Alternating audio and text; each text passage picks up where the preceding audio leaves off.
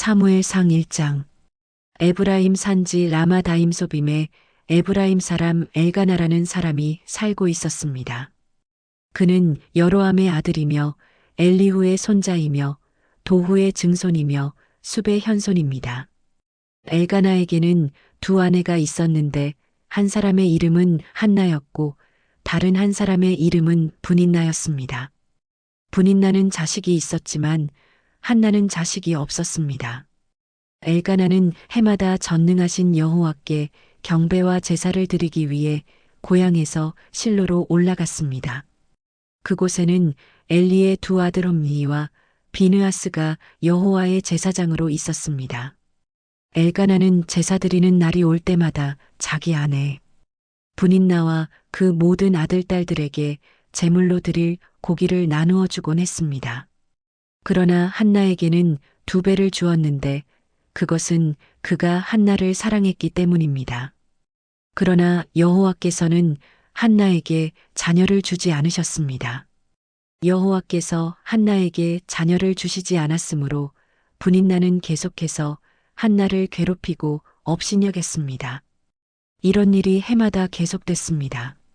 한나가 여호와의 집에 올라갈 때마다 분인나가 한나를 괴롭혔기 때문에 한나는 울면서 아무것도 먹지 못했습니다.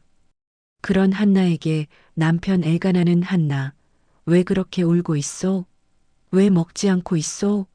왜 그렇게 슬퍼하고만 있소? 내가 당신에게 10아들보다 낫지 않소? 하고 말했습니다. 그들이 실로에서 먹고 마시고 난 뒤 한나가 자리에서 일어났습니다. 그때 엘리 제사장이 여호와의 성전 문 옆에 있는 의자에 앉아 있었습니다. 한나는 마음이 너무나 괴로워 울고 또 울면서 여호와께 기도했습니다.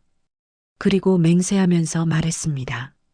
전능하신 여호와여, 만약 주께서 주의 종의 비참함을 굽어보시어 저를 기억하시고 주의 종을 잊지 않고 제게 아들을 주신다면 제가 그 평생을 여호와께 바치고 결코 그 머리에 칼을 대지 않겠습니다. 한나가 여호와께 계속 기도드리는 동안 엘리는 한나의 입을 지켜보고 있었습니다. 한나가 마음속으로 기도하고 있어서 입술은 움직였지만 소리가 들리지 않았습니다. 엘리는 한나가 술에 취했다고 생각하고 얼마나 더 취해야겠소? 어서 술을 끊으시오라고 말했습니다. 한나가 대답했습니다. 네 주여, 그런 게 아닙니다. 저는 슬픔이 가득한 여자입니다. 저는 포도주나 독한 술을 마신 것이 아니라 여호와께 제 심정을 쏟아낸 것입니다.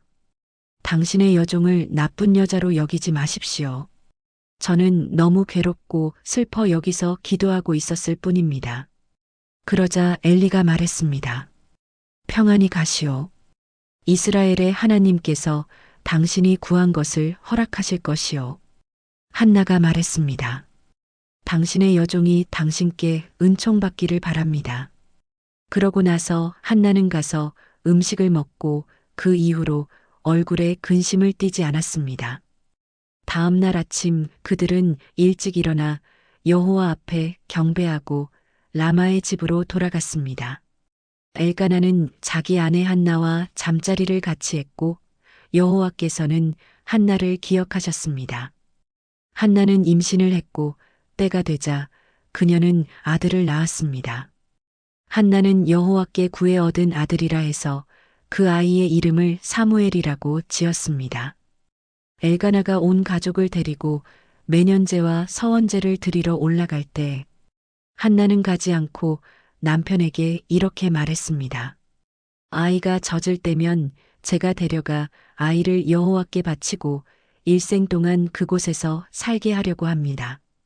남편 엘가나가 대답했습니다. 당신 생각에 그것이 최선이라면 그렇게 하시오. 그럼 당신은 아이가 젖을 뗄 때까지 여기 있으시오. 그저 여호와께서 당신의 말대로 이루시기를 바라오. 그리하여 한나는 자기 아들이 젖을 뗄 때까지 집에서 아이를 길렀습니다. 아들이 젖을 떼자 한나는 아이를 데리고 수소 3마리와 밀가루 1에바와 포도주 1부대를 갖고 실로에 있는 여호와의 집으로 갔습니다. 그들은 수소를 잡고 아이를 엘리에게 데려갔습니다. 한나가 엘리에게 말했습니다. 내 주여, 맹세하건대 저는 여기 당신 옆에 서서 여호와께 기도하던 그 여자입니다. 그때 제가 이 아이를 달라고 기도했었는데 여호와께서 제가 구한 것을 주셨습니다.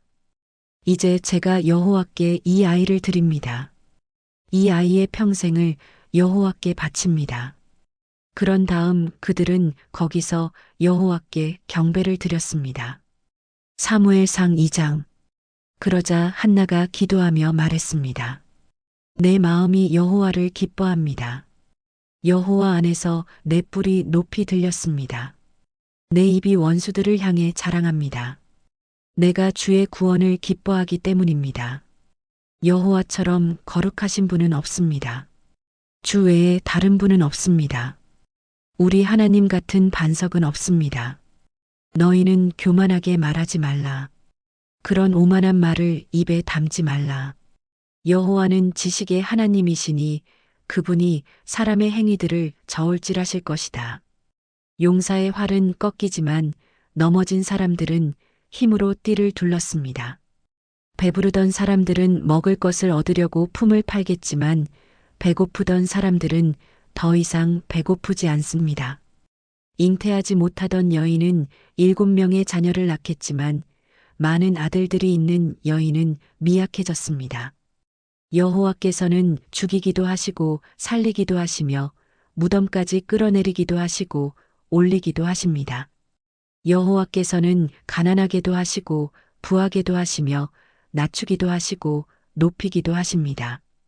여호와께서는 가난한 사람들을 먼지 구덩이에서 일으켜 세우시고 궁핍한 사람들을 거름 더미에서 들어 올리셔서 왕들과 함께 앉히시고 영광스런 자리를 차지하게 하실 것입니다.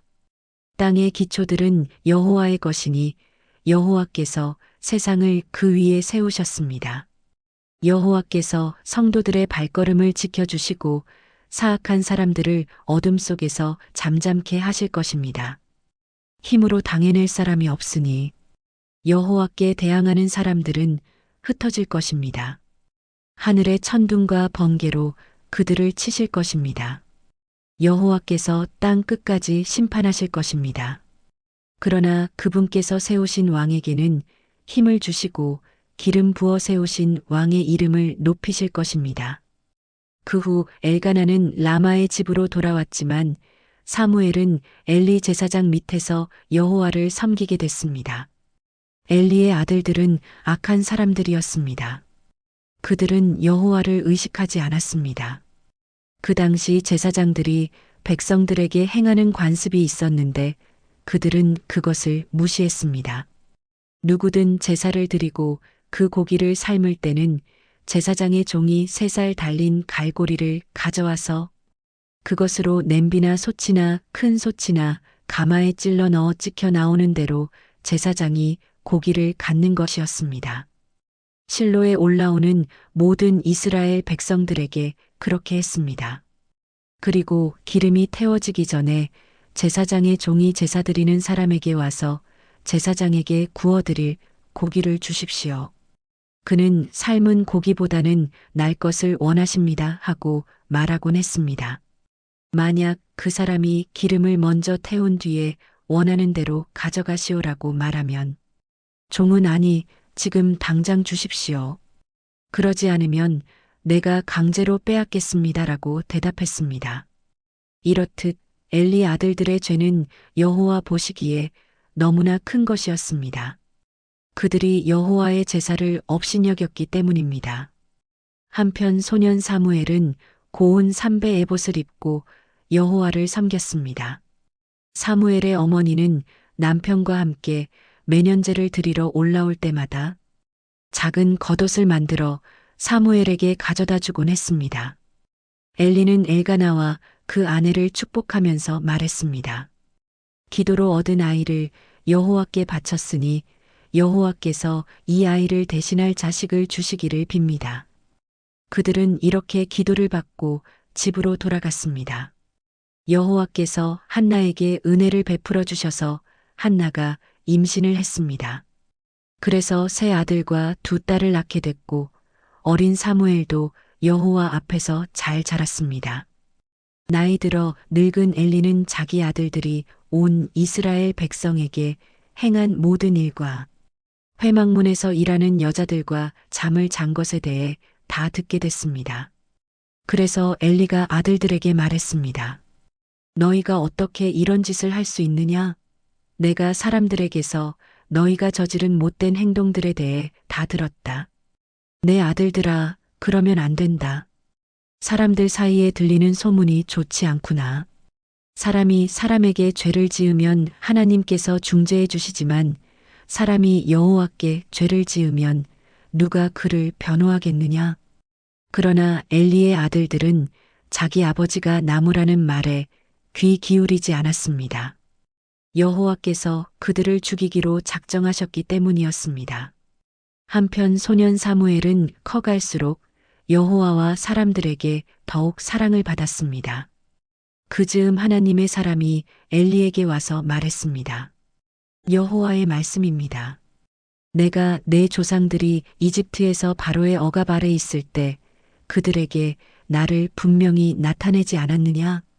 내가 이스라엘 모든 지파 가운데 내 조상을 선택해 내 제사장이 되게 하고 내 제단에 올라가 분향하고 내 앞에서 에봇을 입게 했다. 또한 이스라엘 백성들이 드리는 모든 화제를 내 조상의 집에 주었다. 그런데 너희는 어째서 내 처소에서 내게 바치라고 명령한 내 제물과 예물을 업신여기느냐? 내가 어떻게 나보다 내 아들들을 사랑해 내 백성 이스라엘이 바친 모든 제물 가운데 가장 좋은 것으로 스스로 살찌게 할 수 있느냐? 그러므로 이스라엘의 하나님 나 여호와가 말한다. 내가 내 집과 내 조상의 집이 영원히 내 앞에서 나를 섬길 것이라고 말했지만 이제는 더 이상 그렇지 않을 것이다. 나를 존중하는 사람들을 내가 존중할 것이고 나를 멸시하는 사람들을 나도 멸시할 것이다. 내가 내 팔과 내 조상의 집의 팔을 꺾어 내 집안에 나이 든 사람이 없게 할 것이다. 너는 모든 이스라엘 백성이 복을 받을 때 내가 있는 곳에서 환난을 보게 될 것이다. 내 집안에서는 나이 든 사람을 보지 못하게 될 것이다. 내가 내 제단에서 끊어버리지 않고 한 사람을 남겨둘 것인데 그가 내 눈의 기운을 약하게 하고 너를 슬프게 할 것이며 내 모든 자손들은 다 젊어서 죽게 될 것이다. 내 두 아들 홈니와 비느하스가 같은 날에 죽으리니 이것이 바로 내 말의 징조가 될 것이다. 이제 내가 나를 위해 신실한 제사장을 세울 것인데 그는 내 마음과 뜻대로 행할 것이다. 나는 그의 집안을 굳건히 세울 것이고 그는 내가 기름 부은 사람 앞에서 나를 항상 섬길 것이다. 그러고 나면 내 집안에서 남은 자들은 모두 와서 그 앞에 엎드려 은 한 조각과 빵, 부스러기를 얻으려고 어디든 제사장 일을 맡게 해달라고 부탁하게 될 것이다. 사무엘상 3장. 소년 사무엘은 엘리 밑에서 여호와를 섬기고 있었습니다. 그 당시에는 여호와께서 직접 말씀하시는 일이 드물었고 이상도 많지 않았습니다. 어느 날 밤 눈이 어두워져 잘 보지 못하는 엘리가 잠자리에 누워 있고 하나님의 등불이 아직 꺼지지 않았고 사무엘은 하나님의 궤가 있는 여호와의 성전에 누워 있었습니다. 그때 여호와께서 사무엘을 부르셨습니다. 사무엘은 제가 여기 있습니다라고 대답하고 곧 엘리에게 달려가 부르셨습니까? 저 여기 있습니다 하고 말했습니다. 엘리는 내가 부르지 않았다. 돌아가서 자거라 하고 말했습니다. 사무엘은 가서 누웠습니다. 다시 여호와께서 부르셨습니다. 사무엘아. 그러자 사무엘이 일어나 엘리에게 가서 말했습니다. 여기 있습니다. 저를 부르셨지요? 엘리가 대답했습니다. 내 아들아, 나는 부르지 않았다. 돌아가서 자거라. 그때까지 사무엘은 여호와를 잘 알지 못했고 여호와의 말씀도 아직 그에게 나타난 적이 없었습니다. 여호와께서 세 번째로 사무엘을 부르셨습니다.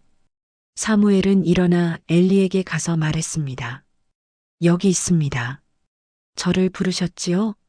그제야 엘리는 여호와께서 이 소년을 부르시는 것을 깨달았습니다.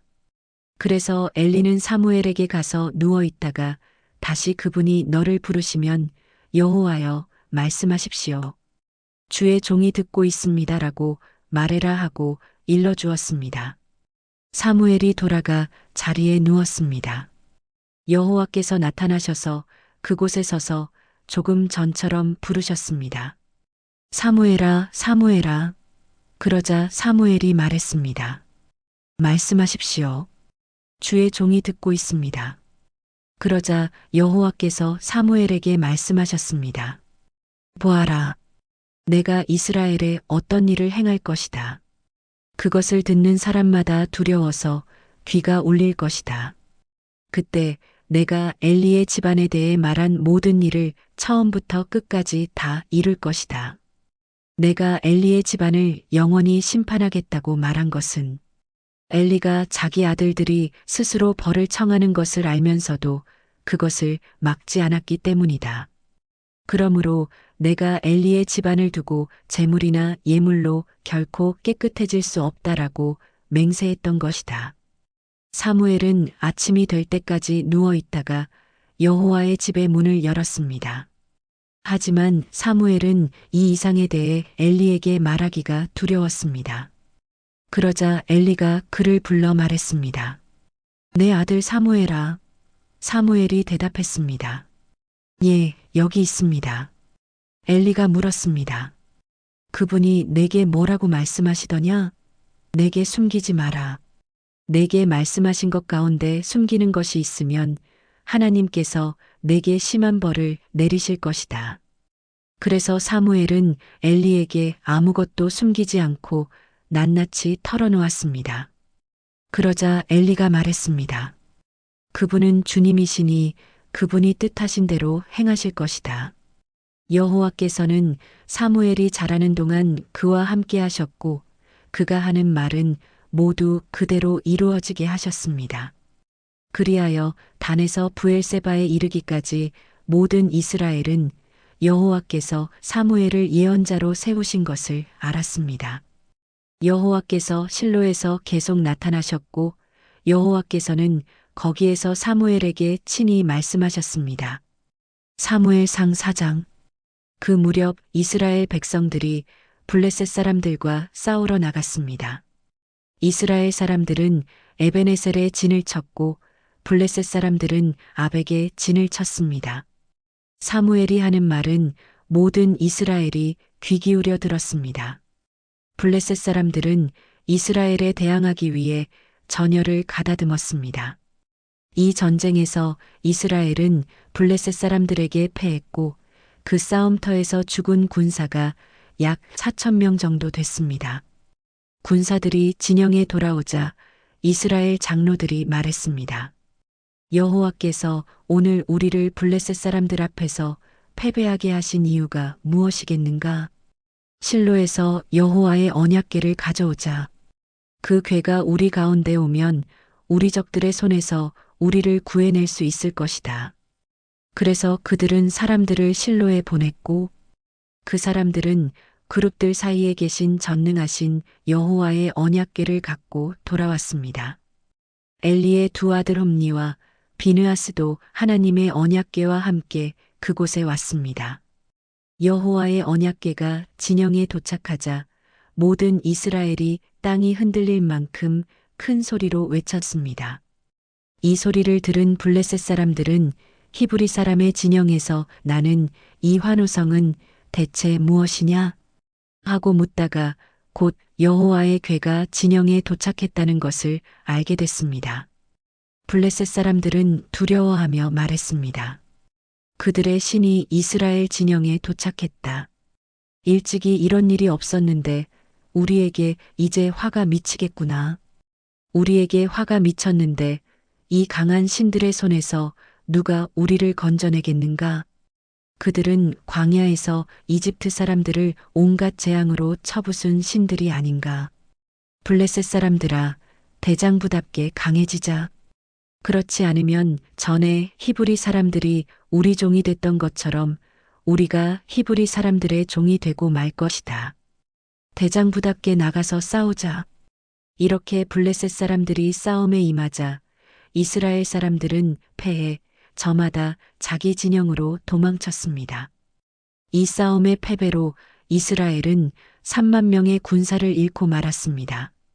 이때 하나님의 궤도 빼앗기고 엘리의 두 아들 옴니와 비느하스도 죽었습니다. 바로 그날 베냐민 지파 사람 하나가 싸움터에서 도망쳐 실로로 왔습니다. 그의 옷은 찢어졌고 머리에는 먼지가 가득했습니다. 그가 도착했을 때 엘리는 하나님의 궤로 인해 마음을 졸이며 길가 한쪽 의자에 앉아 소식을 기다리고 있었습니다. 그 사람이 성으로 들어와 어떤 일이 일어났는지 말하자 온 성안이 울음바다가 됐습니다. 그 울부짖는 소리를 듣고 엘리가 물었습니다. 웬 소란이냐? 그 사람이 곧장 엘리에게 달려왔습니다. 엘리는 98세나 됐기 때문에 눈이 어두워 잘 볼 수 없었습니다. 그 사람이 엘리에게 말했습니다. 저는 전쟁터에서 온 사람입니다. 바로 오늘 도망쳐 왔습니다. 엘리가 물었습니다. 내 아들아, 무슨 일이 있었느냐? 그 소식을 전하는 사람이 대답했습니다. 이스라엘이 블레셋 사람들 앞에서 도망쳤고 수많은 군사들이 죽었습니다. 또한 당신의 두 아들 홈니와 비느하스도 죽었고 하나님의 궤도 빼앗겼습니다. 하나님의 궤에 대한 말을 듣고 엘리는 그만 성문 곁에서 의자 뒤로 거꾸러져 목이 부러진 채 죽고 말았습니다. 그가 나이 많은 노인인데다 몸이 뚱뚱했기 때문이었습니다. 엘리는 40년 동안 이스라엘을 이끌었던 사사였습니다.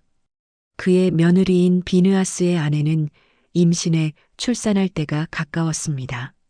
그녀는 하나님의 궤를 빼앗겼고 시아버지와 남편이 죽었다는 소식을 듣고는 갑자기 진통하다가 몸을 구부린 채 아이를 낳았습니다.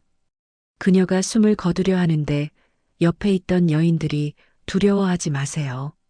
아들을 낳았어요 하고 말했습니다. 하지만 그녀는 대꾸하지도 않고 관심도 보이지 않다가 영광이 이스라엘에서 떠났다 하며 아이의 이름을 이가봇이라고 지었습니다. 하나님의 궤를 빼앗겼고 시아버지와 남편이 죽었기 때문입니다. 무엇보다 그녀는 하나님의 궤를 빼앗겼기 때문에 영광이 이스라엘에서 떠났다고 말한 것이었습니다. 사무엘상 5장. 블레셋 사람들은 하나님의 궤를 빼앗아 에베네셀에서 아스돗으로 가져갔습니다. 그러고 나서 그들은 그 궤를 다곤 신전으로 가져가서 다곤 신상 곁에 두었습니다.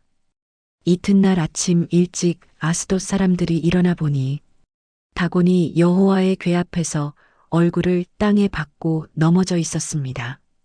그들은 다곤을 일으켜 다시 제자리에 세워두었습니다.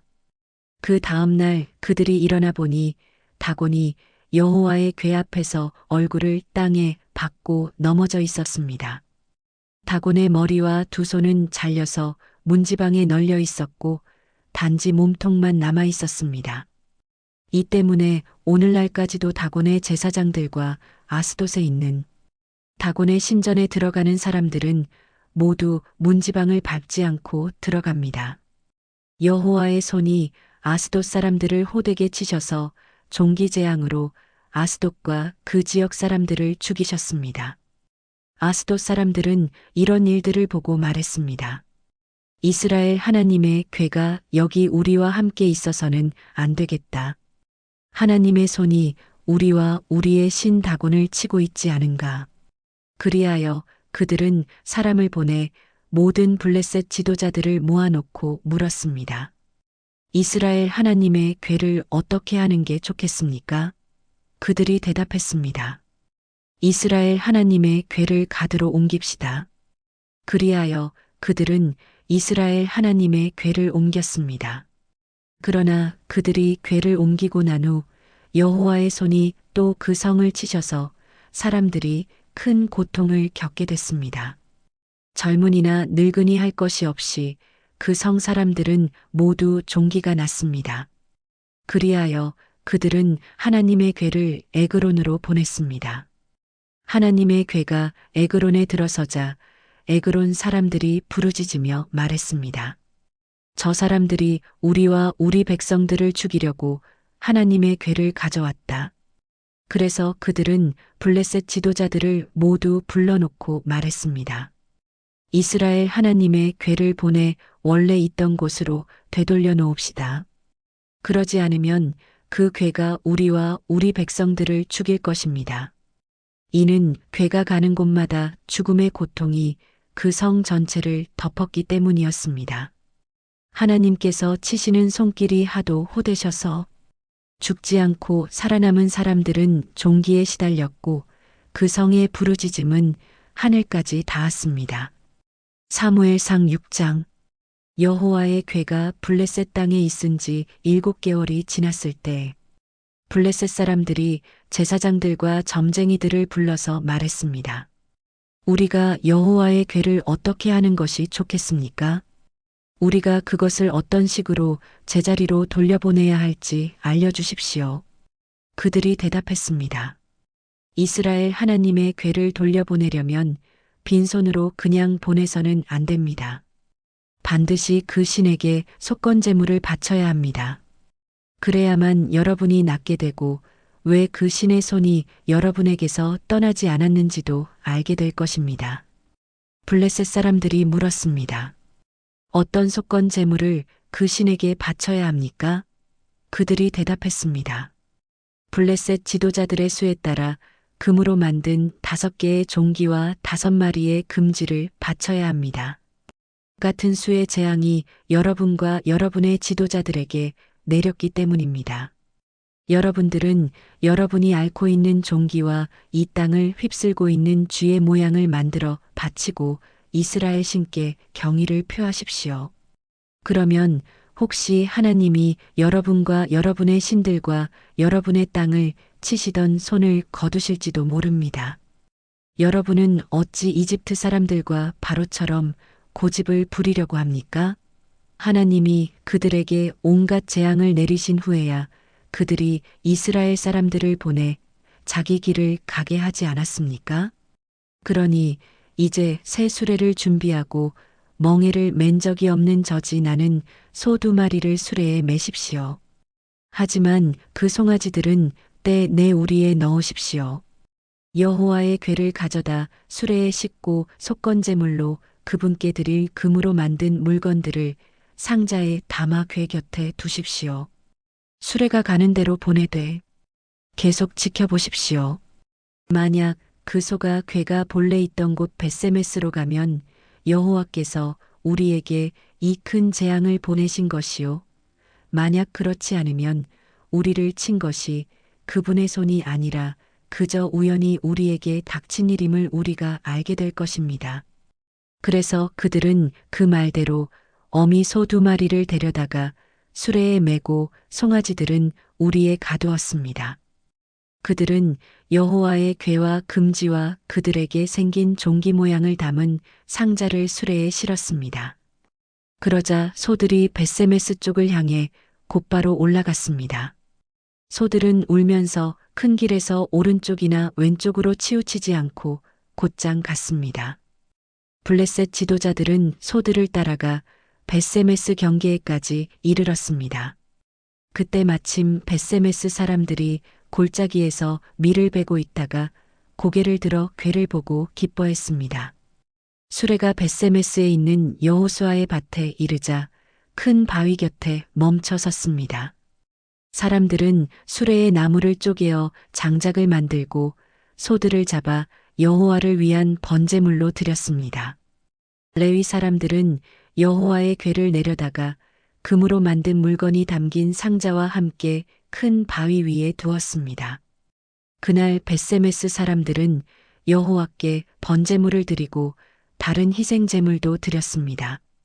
5명의 블레셋 지도자들은 이 모든 것을 보고 그날로 에그론으로 돌아갔습니다. 블레셋 사람들이 여호와께 속건 제물로 보낸 종기 모양의 금덩이들은 아스돗, 가사, 아스글론, 가드, 에그론에서 각각 하나씩이었고 5마리의 금쥐들은 5명의 지도자들에게 속한 성곽과 그 주변 마을, 곧 블레셋 성들의 수에 따른 것이었습니다. 여호와의 궤가 놓였던 이 큰 바위는 오늘날까지도 벳세메스 사람 여호수아의 밭에 증거로 남아 있습니다. 그런데 벳세메스 사람들이 여호와의 궤를 들여다보았기 때문에 여호와께서는 백성들 가운데 5만 70명을 죽이셨습니다. 사람들은 여호와께서 백성들을 심하게 치신 일로 크게 슬퍼했습니다. 벳세메스 사람들은 말했습니다. 이 거룩하신 하나님 여호와 앞에 누가 서겠는가? 이 궤를 여기서 누구에게로 보내야 하는가? 그러고 나서 그들은 기럇 여아림 사람들에게 사람을 보내 말했습니다. 블레셋 사람들이 여호와의 궤를 돌려주었으니 내려와서 그것을 가져가시오.